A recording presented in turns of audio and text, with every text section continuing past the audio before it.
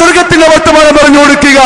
സാരി ചുറ്റി പൗഡറിട്ട് പുലികം വെടിച്ച് ഒട്ടകത്തിന്റെ മുഖം പോലെ മുടിയും ചുറ്റിവെച്ച് കോഴിക്കോട്ട് അങ്ങാടി ചുറ്റുന്ന പെണ്ണുകളെ കണ്ടിട്ടില്ലേ? അള്ളാഹുവിന്റെ ശാപമേറ്റുവാങ്ങിയവർ, റസൂലുള്ളാഹിനെ പല്ലടിച്ച് കാണിക്കുന്നവർ, നാളെ അല്ലാഹുവിന്റെ കോടതിയിൽ തോന്നിവാസികളെ വൃത്തികേട് കാണിച്ചവരെ മാറിപ്പോവുക എന്ന് റബ്ബ് പറയുന്ന ഒരു വിഭാഗം. ഈ ഐക്കണൊന്നും കാണാൻ പറ്റും നിങ്ങൾക്ക്? നീ നിന്റെ മോളെ എങ്ങനെ ശരിയാക്കാൻ? നീ നിന്റെ മോനെ എങ്ങനെ ശരിയാക്കാൻ? നീ തന്നെ യൂറോപ്പിന്റെ പിറകെ, നിന്റെ മോള് അതിന്റെ അപ്പുറത്ത് അല്ലേ? അതുകൊണ്ടാ സംഭവിച്ചത്. മോള് മംഗലാപുരത്ത് നിന്ന് വിളിക്കാം, മെഡിക്കൽ കോളേജിൽ നിന്ന്, ഉമ്മ ഒരു 10,000 ഉറുപ്യ വേണം. ഉമ്മ ഉപ്പാനോട്, മോളിങ്ങനെ വിളിച്ചിരുന്നു 10,000 ഉപ്പ് കൊടുക്കണം. ഉപ്പ പോക്കയിൽ നിന്ന് കഴിച്ചെടുത്തു 10,000. മോള് ATM കുത്തി വലിച്ചു. എന്ത് ചെയ്തു പൈസ? ഉമ്മാക്ക് ചോദിക്കാൻ പറ്റൂല. കാരണം ചുട്ടപ്പം പോലെ തിരിച്ച് ഇങ്ങോട്ട് ചോദിക്കും. അപ്പൊ നിങ്ങൾക്കെല്ലാം പറ്റും അല്ലേ? അവിടെയാണ് പ്രവാചകന്റെ മാതൃക പഠിക്കേണ്ടത്. ആഖിറത്തിലേക്ക് മടക്കിൻ മക്കളെ, മാതാപിതാക്കളുടെ ആഖിറത്തിലേക്ക് മടങ്ങിൻ. അതൊരു ലോകമാണ്, അതൊരു ലോകമാണ് സഹോദര.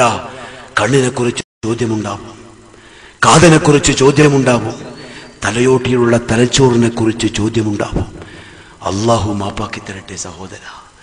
നമ്മുടെ കണ്ണിനെ കുറിച്ചെങ്ങാനും അള്ളാഹു ചോദിച്ചാൽ എന്തുണ്ട് മറുപടി? അതൊരു ലോകം, ഭയാനകമായ ലോകം, വെപ്പപ്പെട്ടിരിക്കുന്ന ലോകം. ആദം മുതൽ അലൈഹിസ്സലാം സർവ്വ മനുഷ്യരും ഒരുമിച്ച് കൂടിയിരിക്കുന്ന ഒരു ലോകം.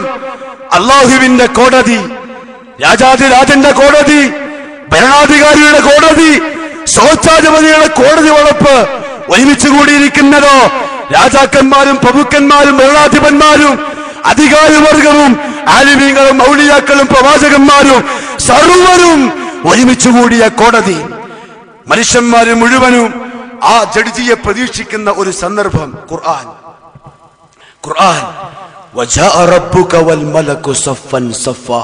മനുഷ്യരെ, നിങ്ങളൊക്കെ ഞാനാകുന്ന രക്ഷാധികാരിയെ കാത്തുകെട്ടി കിടക്കും. എന്തേ റബ്ബ് വരാത്തത്? എന്തേ റബ്ബ് വരാത്തത്?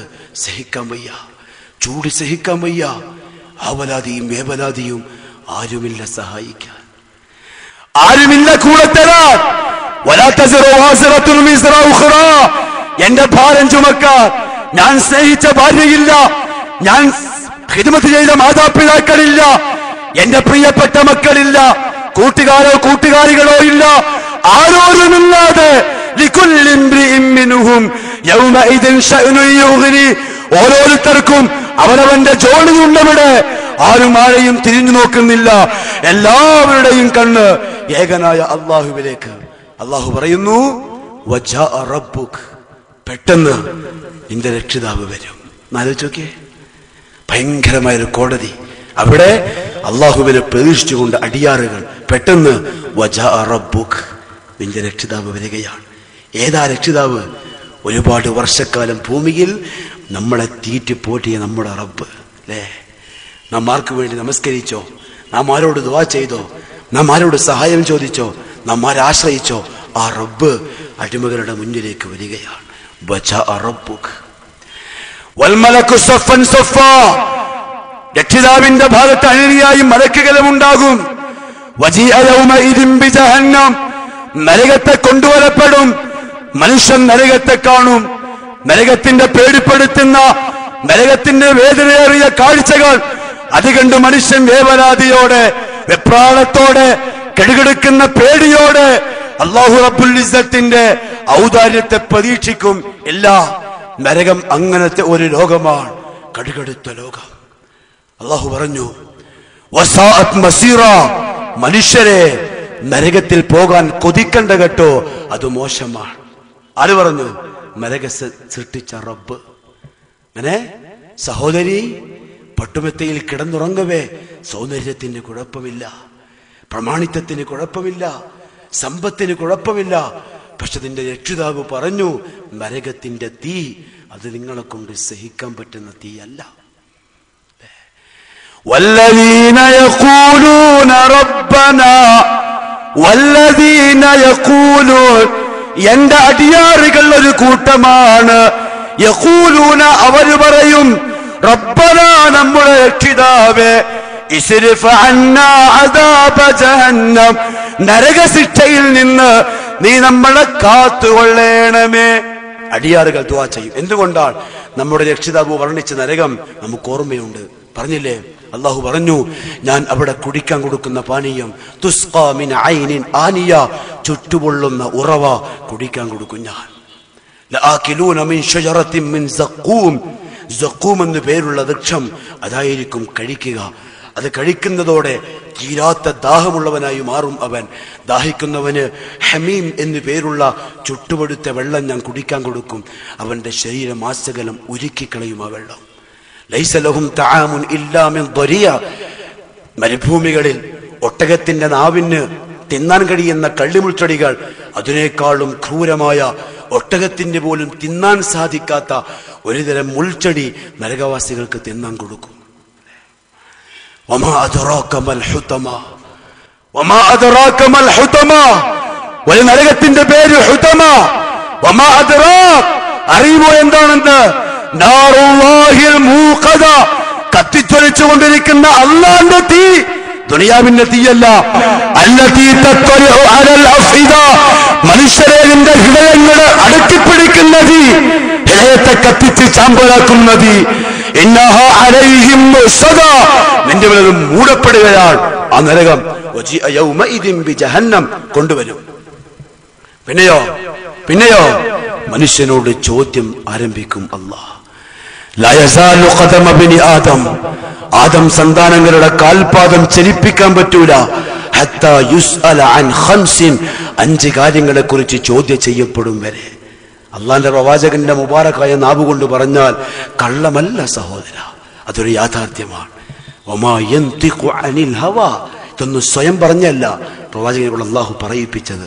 ഒന്ന്, അൻ ഉംരിഹി ഫീമാ അഫ്നാ, നിന്റെ ആയുസ് എവിടെ ചെലവഴിച്ചു? എവിടെ?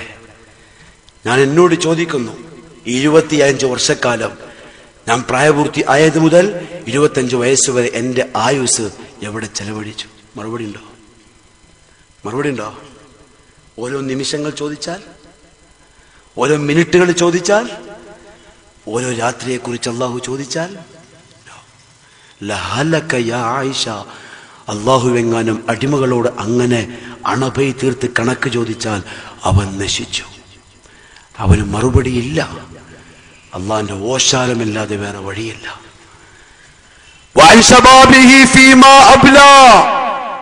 മനുഷ്യന്റെ യുവത്വത്തെ കുറിച്ച്, പ്രസരിപ്പിനെ കുറിച്ച് എന്തും ചെയ്യാൻ മടിക്കാത്തൊരു കാലഘട്ടം ഉണ്ടായിരുന്നല്ലോ. എന്താ ചെയ്തത്? അള്ളാഹു എനിക്കും നിങ്ങൾക്കും മറുപടി പറയാൻ എന്തെങ്കിലും ചെയ്യാൻ തൗഫീക്ക് തരട്ടെ. മറുപടി കൊടുക്കണം സഹോദര. ഇന്ത്യ മഹാരാജ്യത്തിന്റെ കോടതിയല്ല കൈക്കൂലി കൊടുത്ത് രക്ഷപ്പെടാൻ, പ്രപഞ്ചത്തിന്റെ നാഥന്റെ കോടതി. അവിടെ ആര് മാത്രം? മാലിക് യൗമിദ്ദീൻ, ഞാൻ മാത്രം. മന്ദല്ലദീ യശ്ഫഉ ഇൻദഹു ഇല്ലാ ബിഇദ്നി, എന്റെ അനുവാദം കൂടാതെ ആരുണ്ടവിടെ വർത്തമാനം പറയാൻ? ആരുമില്ല. വഅൻ മാലിഹി, മൂന്നാമത്തെ ചോദ്യം അവന്റെ സമ്പത്തിനെ കുറിച്ച്. മിൻ ഐനക്തസബഹു, എവിടെന്നാ സമ്പാദിച്ചത്? വിഷയം വിശാലമാണ്, സമയമില്ല. എവിടെന്നാ സമ്പാദിച്ചത്? വഫീമാ അൻഫഖഹു, സമ്പാദിച്ച സമ്പത്ത് ചെലവ് ചെയ്തത് എവിടെ? അള്ളാഹു കാക്കട്ടെ മുസ്ലിമേ, അള്ളാഹ് സഹായിക്കട്ടെ, അവൻ രക്ഷപ്പെടുത്തട്ടെ. എന്തിനു വേണ്ടിയൊക്കെ എവിടെയൊക്കെ ചെലവഴിച്ചു? ഒരു മറുപടിയില്ല. വമദ അമില ബിമാ അലിം, നിന്റെ അറിവനുസരിച്ച് നീ എന്ത് അമൽ ചെയ്തു? ഒന്നും ചെയ്തില്ല, ഉറങ്ങിക്കളഞ്ഞു. നമ്മുടെ ഈ ആശ്വാസത്തിൽ, നമ്മുടെ ഈ സമാധാനത്തിൽ ഹിസാബിന് വേണ്ടി റബ്ബ് വന്നാൽ മലകളോളം നമസ്കാരങ്ങൾ സമർപ്പിക്കാം, ഹജ്ജുകൾ സമർപ്പിക്കാം, സക്കാത്തുകൾ സമർപ്പിക്കാം. ഒരുപാട് ചെയ്തിട്ടുണ്ടെന്നുള്ള തെറ്റിദ്ധാരണ എന്റെ പ്രിയപ്പെട്ട മുസ്ലിമേ, ഏത് നിസ്കാരം അല്ലാഹു അക്ബർ എന്ന് ചൊല്ലി നെഞ്ചത്ത് കൈവച്ച് വജ്ജഹത്ത് പറഞ്ഞ് സൂറത്തുൽ ഫാത്തിഹ ഓതുമ്പോഴും അല്ലാഹുവിന്റെ ഓർമ്മയില്ലാത്ത നമസ്കാരമോ നീ സമർപ്പിക്കാൻ കൊണ്ടുപോകുന്നത്? പഞ്ചമുച്ചമടക്കി അല്ലാഹുവിന്റെ മുന്നിൽ ശിരസ് കുനിച്ച് സുജൂദ് ചെയ്ത്, ഹേ അല്ലാഹ്, നീ പരിശുദ്ധനാ, നീ ഏറ്റവും വലിയവനാ, ഞാൻ നിന്നിലേക്ക് ആവശ്യക്കാരനാ, നീ എന്നെ സഹായിക്കണം, നീ എന്നെ വിജയിപ്പിക്കണം. നാവിൻ തുമ്പത്തുള്ള വാചകങ്ങൾ പറയുമ്പോഴും ഹൃദയത്തിന്റെ ഉള്ളകത്ത് അല്ലാഹുവിന്റെ ഓർമ്മയില്ലാത്ത സുജൂദുകളോ നാം സമർപ്പിക്കാൻ കൊണ്ടുപോകുന്നത്? ഇല്ലടോ, ഇല്ല. നമുക്കൊന്നും സമാധാനത്തോടെ ജീവിക്കാൻ പറ്റൂല ഭൂമിയിൽ.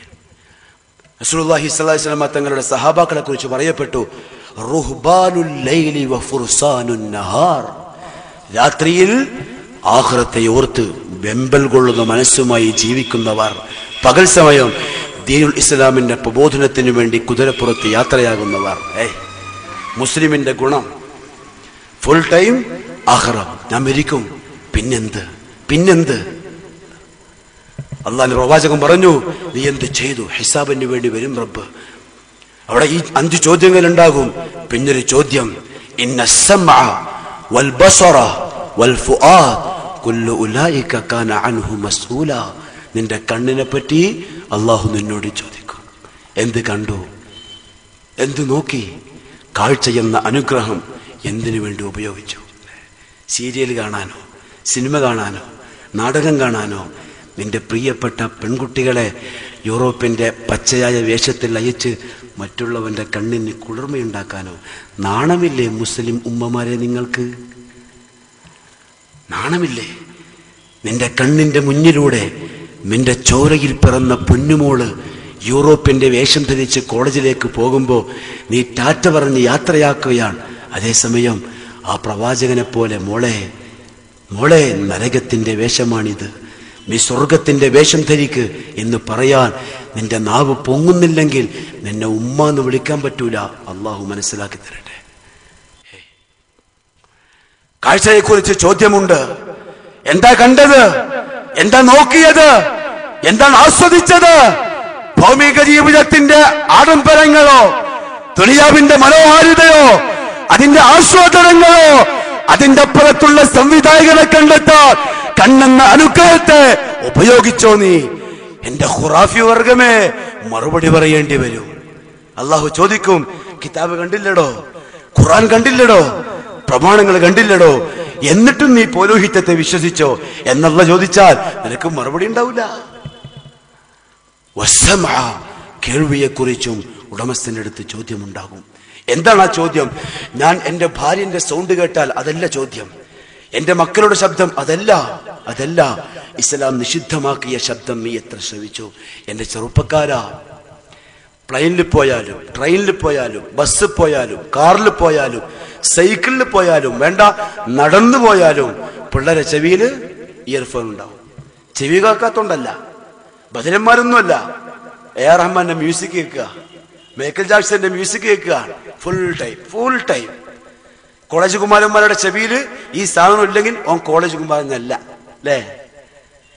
കോളേജ് ക്യാമ്പസിൽ പോകുന്ന പെൺകുട്ടികളുടെ കയ്യിൽ പിന്നെ ഐപോഡോ ഇയർഫോണോ ഇല്ലെങ്കിൽ അവള് പിന്നെ കോളേജ് കുമാരിയല്ല. പുതിയ പരിഷ്കാരം. എങ്ങോട്ടാണ് യാത്ര? സുഖിച്ചു മതി ചാർത്തിയും തീർത്തുകൊണ്ടുള്ള യാത്ര എവിടെ? വശം. നിന്റെ കേൾവിയെക്കുറിച്ച് അള്ളാഹു ചോദിക്കും അവിടം വരെ. വൽ ഫുആദ്, നിന്റെ മനസ്സിനെ കുറിച്ച് ഉത്തരം നൽകണം.